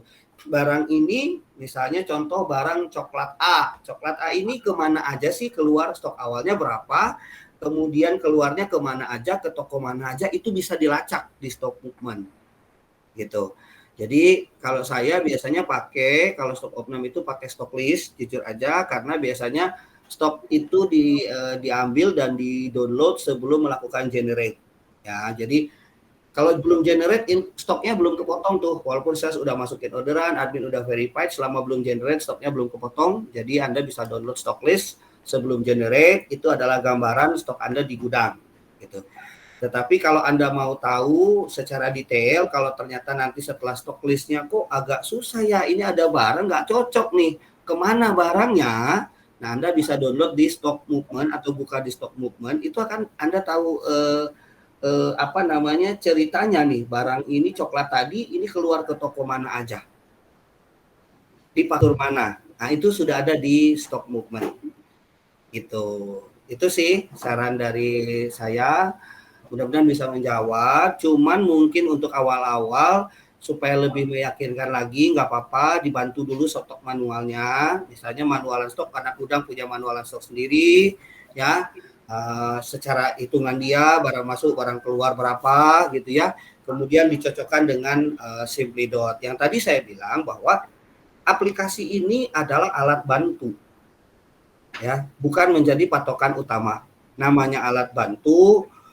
Kalau ternyata ini kok saya yang gudangnya ini merasa yakin nih, saya udah bener kok stoknya masuk segini keluar segini ya sisa segini Pak, kita juga nggak boleh langsung ngejat, nggak kamu salah, Simply yang benar. Karena Simply ini ada yang input, mungkin admin inputnya ada yang salah. Pada saat dia masukin purchase, atau misalnya PA, PD, mungkin ada yang salah ketik, nolnya tambah 1, nambah tuh stok gudang. Gitu, jadi saya tidak menyarankan untuk mencari siapa yang salah, tetapi pada saat kita punya stock list atau stock movement, ya, kita melakukan SO, terjadi selisih, dicek di data manualan anak gudangnya. Nah, kemudian kita bisa cek lagi, oh oke, ternyata mungkin stok in-nya nih ada masalah, atau oh ini ada stok retur nih di sini kok di kamu nggak ada. Ini ada barang retur loh kemarin sekian box, kok di kamu nggak kecek gitu. Ya itulah seninya SO ya. Saya rasa justru kalau saya sih apa namanya appreciate ya sama Mbak Saria Dipane ini. Beliau sampai menanyakan ini saya kalau SO ini harus pakai stock list, stock movement atau kartu gudang gitu ya. Ini berarti ibu ini memang benar-benar ingin mendapatkan data yang paling pasti, data yang paling bagus gitu. Saran saya sih tergantung nanti ibu cocoknya pakai yang mana gitu. Saya sering pakai stock list juga, saya juga sering pakai stock movement kalau kartu gudang sesekali, karena itu hanya untuk cocokan sama manualan anak gudang keluar masuk. Saya rasa sih itu saran dari saya. Jadi pertama pakai dulu stock list ya, karena itu real time. Kemudian yang kedua setelah ada ketidaksesuaian baru dicek di stock movement supaya kita tahu yang tidak sesuai produknya apa. Nah, itu ada historinya kalau di stock movement. Biasanya gitu. Mudah-mudahan menjawab ya Ibu Saria Depane. Itu pengalaman saya sih, Bu. Mudah-mudahan bisa menjawab. Thank you, Mbak. Thank you, wah luar biasa ya. Yang strategik, yang teknikal kita sikat hari ini. Pak Deden izin punten nih pertanyaan buat Simplidot nih. Saya sekalian jualan, Pak Deden boleh ya izin ya. Pertanyaan berikutnya adalah dari Pak Amil lagi. Thank you Pak Amil buat antusiasmenya ya. Siang Bu Deti izin bertanya. Apakah Simplidot membuka opsi untuk request features unique per clients? atau sifatnya satu versi aplikasi untuk fitur untuk semua users. Nah ini menarik Pak. Jadi sebenarnya secara Pak Dede udah senyum nih. Ini menarik nih Pak. Jadi gini Pak. Jadi sebenarnya secara company kita ini memang SaaS ya, software as a service. Biasanya modul ini bisa digunakan oleh semua tipe clients yang memang dirasa flow bisnisnya sama Pak. Gitu. Karena tadi di awal kita ada sampaikan misalnya mostly 60-70% clients kami ini adalah FMCG. Gitu. Nah, pertanyaan kalau misalnya ada unique request features, ini balik lagi Pak, kami justru senang banget ketika bisa berkomunikasi dan kami bisa gather requirement dari orang yang benar-benar terjun di dunianya Pak. Kalau kami kan ini penyedia platform ya, gitu. Misalnya Pak Otnil nih, ini memang expertise-nya memang di dunia FMCG atau industri yang lainnya. Pak Otnil ada sampaikan sebuah requirement gitu ya, kita diskusikan Pak, deep dive. Sehingga nanti ini akan kami jadikan bahan iterasi Pak, apakah fitur ini ketika kita develop akan membantu juga klien lainnya di industri yang sejenis gitu. Jadi sebenarnya ini butuh diskusi lebih lanjut Pak, tapi basically kami sangat terbuka Pak. Apalagi ini akan melengkapi basic request fiturnya itu akan melengkapi strong point-nya Simpledo semasa mendatang gitu Pak. Kami sangat terbuka untuk berkolaborasi, untuk berdiskusi. Pak Otnil kalau memang lagi ada diskusi dengan tim kami, saya izin nanti follow up untuk diskusi lanjutannya. Pak Otnil, apakah kita bisa possible untuk bisa collab? Izin ya Pak Otnil ya. Mudah-mudahan bisa ngejawab ya. Nanti setelah ini saya izin untuk hubungin Pak Otnil untuk kita bisa discuss lebih deep.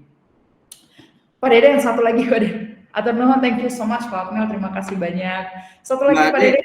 Ini ya, ada yang unik pertanyaannya, tapi saya rasa saya harus jawab ya. Boleh, saya Pak. Masih kurang dari Bapak Muhammad Zulkarnain. Saya masih kurang jelas bagaimana mengetahui pack location yang dibuat oleh sales. Kebetulan begini Pak, ini Simply ini yang saya tahu pakai email dari handphone. Jadi walaupun foto pada saat foto itu yang terbaca adalah lokasi email. Jadi bukan pakai GPS. Jadi walaupun misalnya dia foto nih, tapi offline ya, offline fotonya offline. Setelah online dia kirim. Nah kita ketahuan pada saat si foto tadi gitu. Pack GPS itu kan online ya, harus online baru bisa nge-pack GPS-nya gitu. Nah sementara yang kalau yang offline aja kita bisa tahu posisinya dia pas foto di mana, saya rasa ini cukup mengurangi resiko. Mungkin Mbak Ade bisa tambahin Mbak Ade. Fact location ya. Ya siap. Thank you Pak Deden, Pak Zulkarnain. Jadi kalau misalnya fact location sebenarnya ada penerapannya. Di Simpledo kita punya fitur geofencing. Jadi geofencing ini si salesman hanya bisa masuk ke outlet yang sudah di-tag Pak. Jadi sebelum pertama kan biasanya melakukan kita tagging outlet ya, atau kita mau capture latitude longitude-nya. Di sini akan dilakukan yang namanya verifikasi. Kita bisa konekin titik tersebut dengan Google Street View. Jadi untuk melihat standar Google Street View yang terakhir, kita bisa tahu, oh ini beneran outletnya ada di sini. Gitu ya, ketika sudah diverifikasi, tandanya kita akan kunci nih titiknya, titik si outlet. Kemudian selanjutnya biasanya kan salesman akan melakukan visit gitu. Kita bisa pilih Pak, Simpledo menyediakan dua opsi, apakah geofencing yang mau dinyalakan atau dimatikan. Geofencing ini berarti dengan radius tertentu, salesman hanya bisa check-in di radius yang sudah kita sepakati. Semisal dalam radius 20 meter, 30 meter gitu ya. Apabila dia mau check-in ke toko tersebut, mau ngambil order ke toko tersebut, tidak check-in, tidak masuk ke lokasi yang sudah kita kunci di 30 meter radius, maka dia tidak bisa login, dia tidak bisa check-in ke outlet itu Pak. Dia nggak bisa ambil order juga gitu. Nah ini tentunya ada pros and cons-nya. Kalau misalnya Bapak harus mewajibkan mereka visit untuk bisa ambil order, ya mereka wajib visit kayak gitu. Tapi kita juga punya pilihan opsi untuk geofencing-nya dimatikan. Sehingga nanti si salesman bisa check-in dari mana saja sebenarnya, tapi jarak ketidaksesuaian latitude longitude dia check-in dengan latitude longitude outletnya itu akan kelihatan berapa meter Pak. Even selisih 2 meter, sistem kita juga sudah bisa mengecek selisihnya gitu. Apalagi dia selisih 2 km, selisih 4 km. Nah ini akan bisa dijadikan sebuah evaluasi ke supervisornya, bahwasannya Anda seringnya check-in tidak di tempatnya, alasannya apa, lalalala. Nah tadi kalau Pak Deden bilang tadi apa namanya real time actions ya gitu. Jadi itu yang bisa dilakukan gitu. Jadi balik lagi nanti Kalau Pak Zulkarnain butuh informasi terkait dengan fake location, oh ya satu lagi mungkin tadi Pak Dede sudah sampaikan bahwa Simply.SFA Salesforce Automation App-nya ini untuk salesman sudah kita bekali dengan fake GPS blocker. Jadi begitu once si sales punya aplikasi GPS fake GPS di aplikasinya, dia nggak akan bisa buka Simply.app kok. Jadi langsung diblok gitu. Jadi dia harus uninstall dulu GPS fake GPS-nya, baru settingan akan ngebaca aplikasi kita bisa digunakan.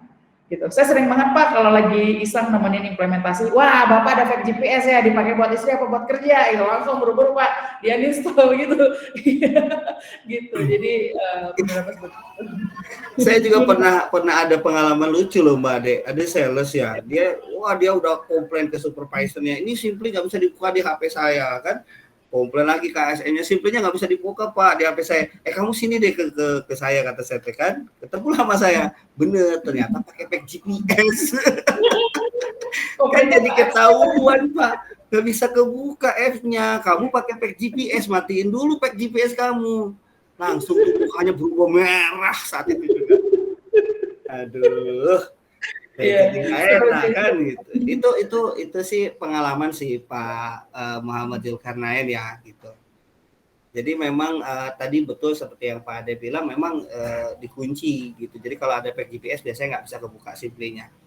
Selain itu juga saya sih tadi geofencing geotagging itu ya, yang ini udah di luar jarak nih gitu kelihatan kok. Nanti terus ada yang gimana cara ngecek kunjungan, ada Bu, tinggal di download aja. Kelihatan kok. Tinggal dibuka kelihatan kunjungan salesnya di mana, fotonya gimana gitu ada. Itu nanti bisa langsung konsultasi sama Mbak Ade. Saya bukan orang Simply, nggak boleh jualan Simply Mbak Ade. Dibantu. Ya ini kan nanya ke saya nih soalnya ya.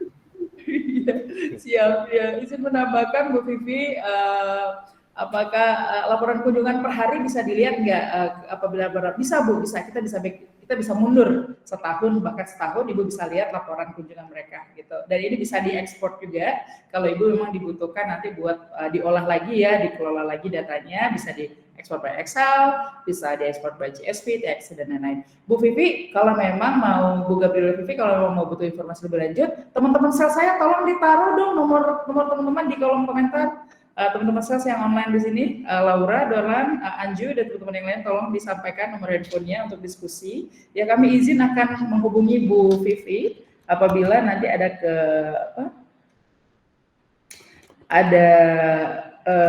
kebutuhan untuk coba lebih explore lebih dalam terkait dengan Simply ya Bu Gabriela Vivi. Kami dengan senang hati buat bisa showcase apps-nya gitu ya, dalam bentuk Google Meet ataupun di Zoom, ataupun nanti kalau memang kita bisa ada opportunity untuk ketemu, ada langkah untuk ketemu, kita bisa dengan meeting offline juga seperti itu.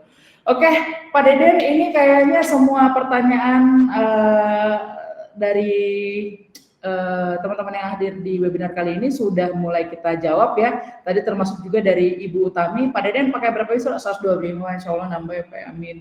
125 user, terus nanti gimana Pak? Masih mute Pak Deden? 125 user mahal banget. Oke. Belum tentu lah. Pak Deden, ini sebelum kita akhiri sesi kali ini, Pak Deden, saya pengen dapatkan insight dari Pak Deden dong. Tadi kita udah cerita tentang capability apps-nya, kita juga cerita tentang capability dari sebuah operational dan managerial dari sebuah bisnis distribusinya, physical asset, dan yang lain ya. Boleh Pak Deden kasih wejangan ke kita semuanya, kasih insight juga buat kita semuanya. Sebenarnya gimana sih Pak sekeren-kerennya teknologi, gimana Pak kalau nggak bisa dijadiin, gimana Pak kurang lebih Pak quotes-nya gitu Pak, saya pengen dijadiin quotes nih Pak, biasanya saya pengen screenshot, Pak dijadiin quotes gitu Pak Deden, kasih quotes terbaik Pak buat kita semua, mau Pak Deden. Ya kalau saya sih balik lagi begini, teknologi itu adalah alat bantu ya Mbak Ade.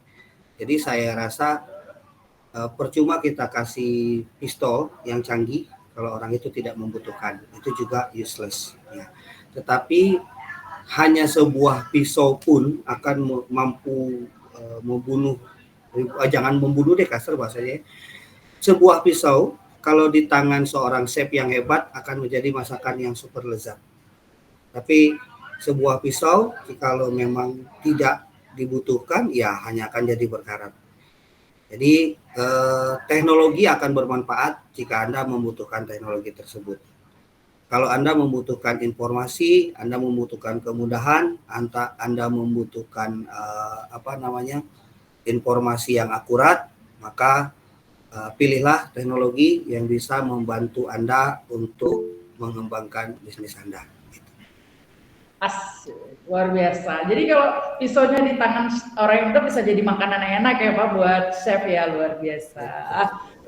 Pak izin ya nanti quotes aku tag di TikTokku. Itu ada yang hands up tuh, ada yang bertanya lagi kayaknya. Oke, kita buka deh. Boleh yang raise hand, satu pertanyaan terakhir ya sebelum kita closing sesi kali ini. Silakan, tadi ada yang raise hand dari Bapak. Silakan kalau yang mau raise hand boleh open mic. Kita berikan satu pertanyaan terakhir, boleh open mic. Silakan Pak. Ada? Atau kepencet? Kepencet kayaknya. Kepencet, oke, no problem kalau gitu. Kalau memang sudah tidak ada lagi, seperti sudah cukup terjawab. Oh tadi ada Pak Frans. Pak Frans ada yang mau ditanyakan? Pak Frans, tadi ada tim kita yang ngecek. Pak Frans ada yang mau ditanyakan? Mungkin kepencet kayaknya. Kepencet, oke. Kalau gitu sebelum kita end sesi kali ini, kita boleh foto bareng dulu ya, Pak Deden ya. Buat Bapak Ibu, silahkan kalau boleh izin banget bisa on cam, karena ini akan menjadi pertemuan kita yang luar biasa. Hopefully ketika Bapak Ibu ngerasa webinar seperti ini akan menjadi sebuah hal yang bermanfaat buat Bapak Ibu, kami dari Simpledots dengan senang hati organize event yang sama dengan konten yang berbeda, dengan topik-topik yang berbeda, dengan pembicara yang berbeda untuk bisa memaksimalkan pertumbuhan kita bersama ya, terutama di supply chain and distributions gitu. Boleh silakan yang mau on cam ya, yang paling imut nanti fotonya bakalan kita tag juga ya. Kita berikan gimmick dari Simpledots. Nanti satu pertanyaan yang paling bagus akan dipilihkan oleh tim marketing, ini sedang dipilih. Dia akan mendapatkan hadiah dari Simpledots berupa potongan voucher subscription Simpledots sebesar 500.000 untuk subscription tahun pertama. Lumayan Pak, 500.000 Pak, buat kita save gitu. Nanti akan di-mention, tolong dibantu dari tim marketing Mbak Natalia, dipilihkan tadi pertanyaan yang paling bagusnya siapa, agar kita berikan nanti vouchers subscription Simpledots sebagai komplimen. Nanti tolong langsung diberikan ya, tolong di-mention karena hari ini harus saya sampaikan hari ini sebelum eventnya selesai. Yuk, buat semuanya on cam nih, Pak Ima, thank you udah on cam, sudah bisa. Ini dari tim marketing sudah bisa untuk foto kita rame-rame. Silahkan. Pak Heru, thank you sudah on cam. Yang lainnya sudah bisa. Thank you Basradia Pane yang udah on cam. Pak Rudi, thank you. Wah, thank you, makin rame nih. Admin 2, admin 3 ada nggak Mbak? Thank you yang udah on cam. Oke, sudah menarik, sepertinya sudah pada on cam. Kita hitung 1 sampai 3 ya. 1, 2, 3, cheers. Lagi, Mbak Neta, sekali lagi ya. Yuk, gayanya bebas, karena gaya bebas sekarang udah boleh pakai angka ya Bapak Ibu ya. Kalau saya C itu customers excellence Pak, jadi saya harus C Pak. Oke silakan, kalau ada yang mau boleh ikutan C juga, karena ini paling cute Bapak Ibu ya. Pak Deden kalau nggak mau Pak Deden. Silakan Bapak Ibu, 1, 2, 3, silakan. Oke, thank you Bapak Ibu. Sekali lagi saya ucapkan terima kasih banyak. Sebelum kita closing, pemenangnya untuk pertanyaan paling bagus ya, ini jatuh kepada sebentar saya izin untuk